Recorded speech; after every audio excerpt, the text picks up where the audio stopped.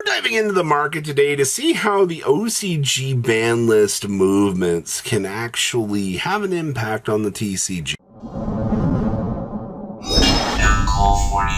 Make sure you guys smash the like and crap out of that subscribe button so you guys don't miss out on more content. And hey, comment down below. One of you be walking away with the booster pack as per usual. So, Snatch Steal has been the constant revolving door of buyout pressure out here. And I love seeing just, standard terminal revenge buyouts. This set, once again, you've seen the madness happening out here with Lubellion just rotating constantly. It's been nuts out here. But Snatch Steal, originally took off at the $50+ mark. You scrolling down here, you have a 66, 68, a 70. There is a very likely possibility today that when more people see that the OCG Banlist, brought Snatch Steal back, you're going to start to have people that are going to go, oh crap, I need to, pick up a play set of these in case the TCG decides to push it. And that's not an incredibly difficult, thing to be saying right now. I can't imagine, the TCG not bringing Snatch Steal back to a higher capacity, because it is one of the strongest cards that allows you to go second out here, which is actually kind of nice. But we will have to wait and see what Konami decides they want to do with this. We're just in kind of an interesting little position right now with this. Now, speaking of the jars. Now, Cyber Jar has honestly kind of avoided being bought out.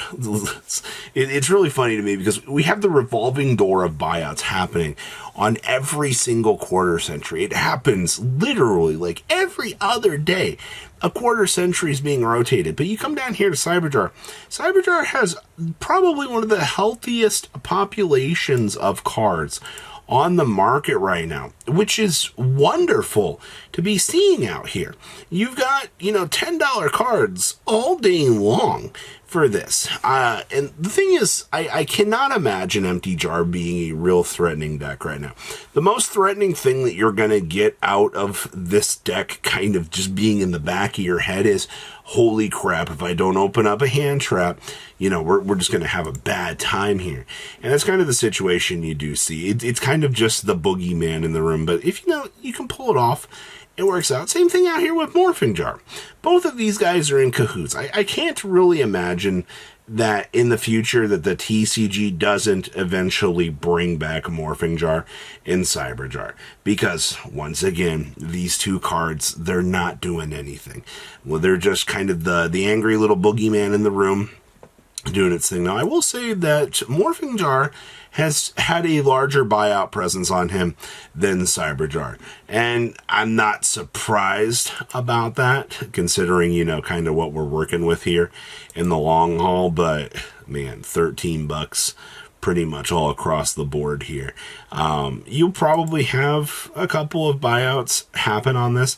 Of course, you'll just have people that are going to go, ooh, I want to play some excitement in my life. I want to play some Jar. Yeah, that's kind of what I'm expecting to be happening here. But we will have to wait and see. The Jar Bros, not really doing too much. Do keep in mind, though, that Cyber Jar did get a reprint presence during the last, or the new Japanese tournament pack. So there could still be Jar support coming in this set. It is 100% possible. That grass looks greener. Interestingly enough, the TCG finally moved this card from 2 to 1. Now, I guess to answer the question on the TCG side of things, people are like, hey, grass can come back on our side. No, I don't think it's going to. As much as people want to see grass move on our side of the game for some excitement, I think you're kind of just now locked in at this. Konami's not going to want to make a move to move this because they're now afraid of what this can do. And, I don't really blame them. In grass, you get a sale or two on these as each and every day goes by. Once again, card now has moved. I don't see anybody out here is going to make a real big shockaroo of movements on this guy. Purely just an amazing deck. Now, obviously, I think we can bring this deck back to full power. Obviously the draw 6 is, I think, the scariest part of what you're really going to get out of this deck. When the deck sets up and goes, oh, hey, we got three loaded up for this, go ahead and draw 3, and then, they do the rank up into the cat, and they go, all right, we'll go ahead and trigger draw 3 more. That's at the point that, you get a kind of frustrated with it. It's one of those situations, just like, why am I dealing with this garbage? But I mean, Purrely, look at this. You're at $15 right now.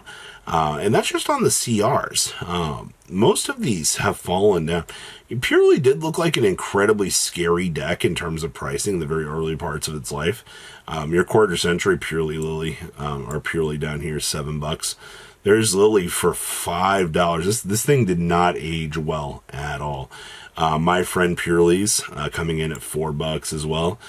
Pretty Memories at $4s, and then of course we just kind of start to drop down here. Purrely is probably one of the cheapest decks that you can now pick up and actually have as options available just to pick up. Even like the Platinum Seeker Rare kind of has a little bit of value. But I mean, those Platinums are always kind of worth something. PURs, still a little bit. My friends, still kind of sitting around and being very strong options. And, just kind of pick your poison out here for what you want for this. It's interesting to see like the long-term value that you just have wrapped up in the budget options for Purrely. So, we'll take that. Anytime that you can pick up an extremely good deck like this and be able to have it, always is going to be a dub. Oh my gosh, Rizal. So Rizal and Malice, both of these being the culprits of crossover breakers. Now, I can't imagine that you're going to see some crazy shifts on these already. But, Dormouse or White Rabbit here, 230s this morning. You got 155s on Undergrounds. Ugh, that's amazing.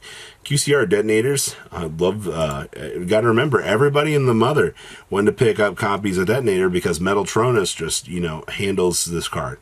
You're at 160 right now, lowest, which is... That's crazy, man, that you haven't had sales in a couple of days on Detonator. But once again, it's just the situation. People did want these. Man, 98. There is X coming in at 80. And then, of course, good old Sword coming in at 91. Gosh. Cryptors, 94s, on up to 108. Wow. Interesting movements there. $74 on Dormouse. Also, this is short on listings right now. That's also interesting. All right. Crossover Breaker boxes are still $83. That's crazy. 65s on the White Rabbits. All right, I see you. Crossover Breaker's just doing what it needs to do best, which is just make people's wallets cry. There's your Malice Underground CRs at $60. Chessy Cat's coming in at 54s. Duo Drive's coming in at 49s. How the mighty have fallen. Ryuji stuff, surprise, surprise. Mistva back here still is kind of short on some listings. Yeah, $52 on up to 55 and still going there. That's interesting. These are getting low on listings. Your white binders are 44s going on up. MTP 07s 44s. All right, X's 31s. And then, of course, Detonators coming in at 33s. There's your Red Ransom at 30. Your Field Spell for Cross, $35. These are going up now. Okay, I see you. It was definitely not something that I thought I would see today, but interesting. I guess people are very confident that their decks aren't going to get hit through the Nat season. $25 on Sword Rizal CRs. Your White Rabbits still $24, and then Field Spell still $23. That's crazy out here. Looking at this, and of course, regular Ice is coming in at 13s.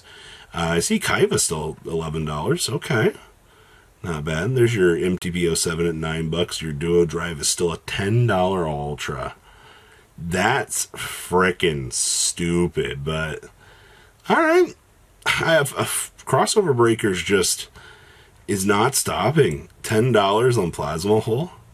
All right, well, I've seen enough. So what do you guys think about the Fallout today? It looks just a lot like the TCG doing TCG things, but please leave a comment down below. Tell me what you guys think.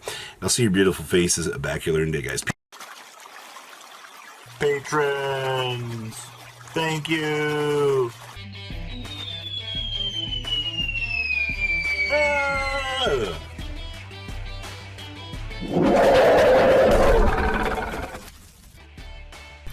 Thank you so much for watching. Check out these other videos.